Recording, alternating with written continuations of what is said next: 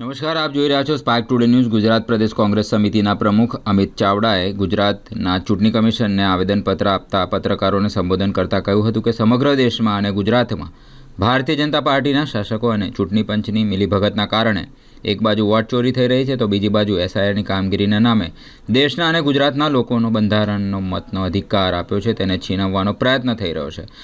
ગુજરાતમાં એસઆઈઆરની પ્રક્રિયા શરૂ થઈ છે. બીએલઓ અને આખું ચૂંટણી પંચ, આખું સરકારી તંત્ર કામે લાગ્યું છે અને જે રીતે મતદાર યાદીનો ડ્રાફ્ટ રોલ પ્રસિદ્ધ કરવામાં આવ્યો તેમાં 70 લાખ કરતાં વધારે મતદારોના નામ પહેલાં જ કમી થઈ ચૂક્યા છે. ત્યારે ચોક્કસ એવું લાગી રહ્યું છે કે આ જે વોટ ચોરી ચાલતી હતી એ ગુજરાતમાંથી પકડાઈ ગઈ છે. પણ ડ્રાફ્ટ યાદી જાહેરમાં પણ એમાં વાંધા વિરોધ કે નવા નામ ઉમેરવા માટેનો સમયગાળો 18 જાન્યુઆરી નક્કી કરવામાં આવ્યો હતો. 15 જાન્યુઆરીએ ફોર્મ નંબર 7 નહિવત પ્રમાણમાં ચૂંટણી પંચની ઓફિસોમાં જમા થયા હતા, જેમાં 16, 17, 18 જાન્યુઆરી રાતોરાત લાખોની સંખ્યામાં ફોર્મ ભરાઈ જાય છે. આ એક સુનિયોજિત રીતે, સંગઠિત રીતે, ઓર્ગેનાઇઝ વેમાં ફોર્મ નંબર 7 ભરવામાં આવે છે. કોંગ્રેસ પક્ષે ચૂંટણી પંચને લેખિતમાં 17 તારીખે આપ્યું છે કે ભારતીય જનતા પાર્ટીના કમલમમાં કાર્યાલયમાં સોફ્ટવેરથી પ્રિન્ટ થયેલા ફોર્મ ભાજપના નેતાઓ કાર્યાલયોમાંથી ઠેલા ભરીને જથ્થાબંધ ફોર્મ જમા કરાવે છે. ચૂંટણી પંચે તારીખ લખાવીને 18 જાન્યુઆરીના બદલે 30 જાન્યુઆરી કરી છે. ત્યારે 18 જાન્યુઆરી અને 19 જાન્યુઆરીએ કોંગ્રેસ પક્ષે એક ડેલિગેશન ચૂંટણી પંચમાં મોકલીને આ ફરિયાદ આપી હતી. આ ઉપરાંત ગુજરાતના દરેક જિલ્લામાં ફરિયાદ આપી છે. તાલુકે ફરિયાદ આપી છે. એવા સેંકડો લોકોએ પોલીસમાં ચૂંટણી અધિકારીઓ સામે સ્ટેટમેન્ટ આપ્યા છે. અમારી સહી નથી, અમારા નામોનો દુરુપયોગ થયો છે, અમારે બીએલઓ રિપોર્ટ આપ્યો છે કે વાંધો લેનાર માટે મોટાભાગના એપિક કાર્ડ નંબર ખોટા છે, મોબાઈલ નંબર ખોટા છે, વાંધો લેનારના નામ ખોટા છે. કેટલાક કિસ્સામાં તો જે વ્યક્તિ વિદેશમાં રહે છે એવા લોકોના નામે વાંધા આપ્યા છે. હદ તો ત્યારે થાય છે કે જ્યારે સરકાર એક બાજુ શાહબુદ્દીન રાઠોડ જેવા વિશ્વવિખ્યાત હાસ્ય કલાકારને સરકાર પદ્મશ્રીનો એવોર્ડ આપે છે અને બીજી બાજુ એનું નામ કમી કરવા માટે ભાજપના લોકો દ્વારા ફોર્મ નંબર 7 ભરવામાં આવે છે.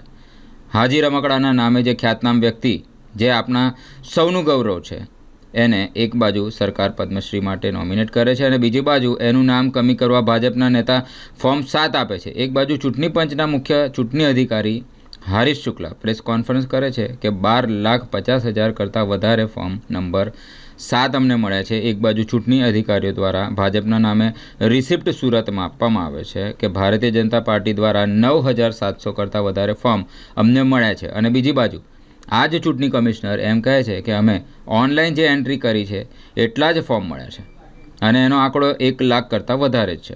12,50,000ની આટલા દિવસ પછી પણ એન્ટ્રી કરતા નથી. લગભગ 12.5 લાખ લોકોના મતના અધિકારને ખતમ કરવાનું ષડયંત્ર ચૂંટણી પંચ અને ભારતીય જનતા પાર્ટીના નેતાઓની મિલીભગતથી રચાયું છે, તેમ અમિત ચાવડા દ્વારા આજે કોન્ફરન્સમાં જણાવવામાં આવ્યું હતું.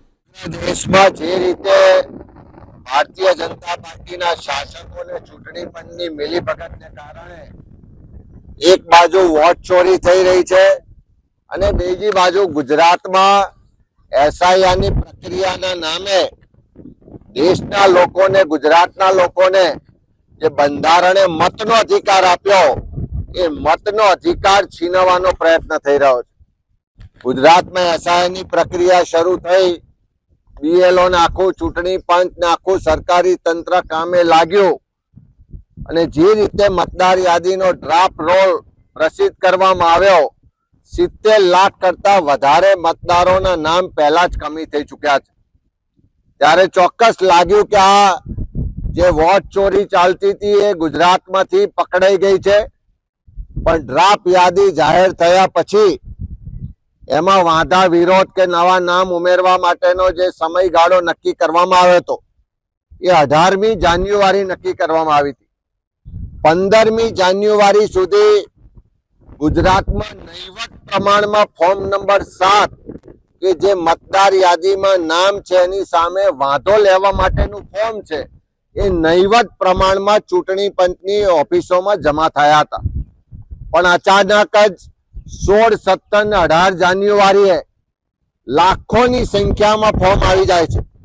અમે ચૂંટણી પંચને લેખિતમાં 17 તારીખે આપ્યું છે કે ભારતીય જનતા પાર્ટીના કમલમના કાર્યાલયોમાં સોફ્ટવેરથી પ્રિન્ટ થયેલા ફોર્મ છે.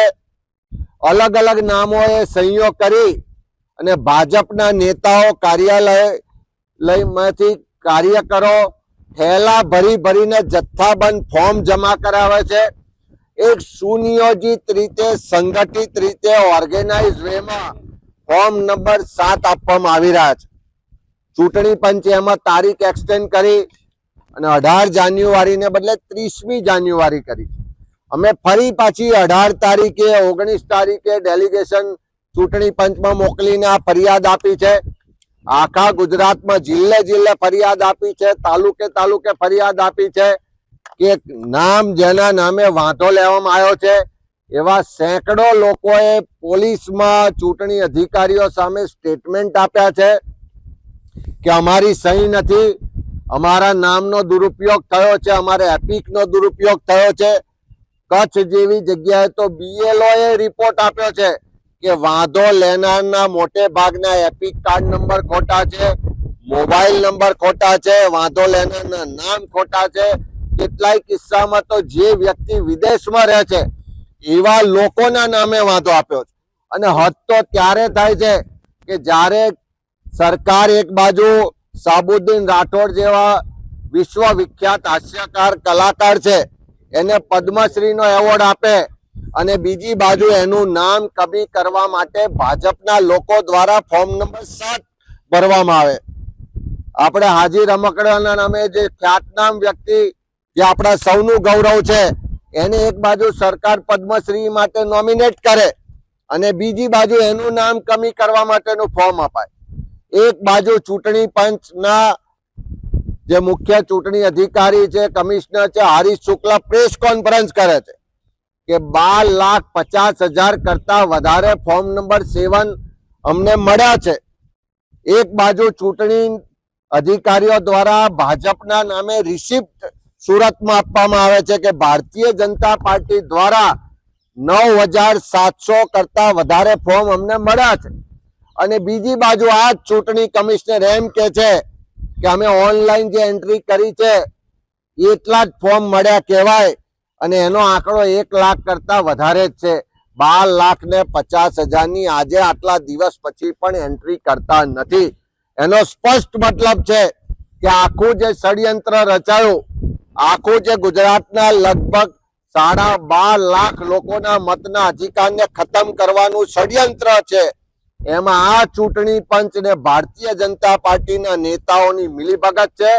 આજે 18 તારીખની 29 તારીખ થઈ, વારંવાર માગણી કરી, આવેદન પત્ર આપ્યા, ધરણા કર્યા, લોકો રેલીઓ કાઢી રહ્યા છે, પણ આ ચૂંટણી પંચ નામ જાહેર કરતા નથી કે કોના સામે વાંધો આવ્યો છે, કોના દ્વારા વાંધો આપવામાં આવ્યો છે, કયા કારણસર વાંધો આપવામાં આવ્યો છે. આજે અમે રાજ્ય ચૂંટણી કમિશનર પાસે રજૂઆત કરી છે, લેખિતમાં આપ્યું છે કે કાયદાની જોગવાઈ છે કે તમારે આ માહિતી પબ્લિક ડોમેનમાં જાહેર કરવી પડે.